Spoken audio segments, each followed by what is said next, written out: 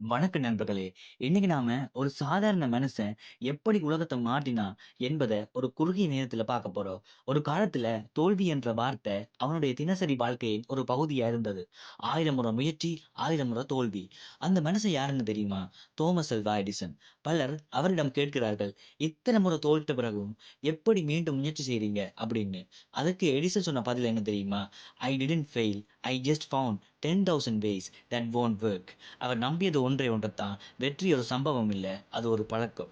இன்று நாம பயன்படுத்துற மின்விளக்கு ஒரே நாள்ல உருவானதில்ல. ஒரு முயற்சியில உருவானதில்ல. அது உருவானது தொடர்ந்து முயற்சி செஞ்ச ஒருவரின் மனப்பாங்கால தான்.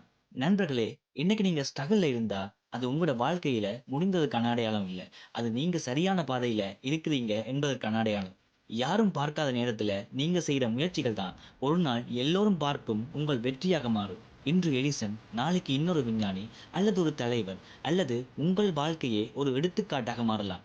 நம்பிக்கையோடு தொடர்ந்து முயற்சி செய்யுங்கள். வெற்றி உங்களை தேடி வரும். நன்றி.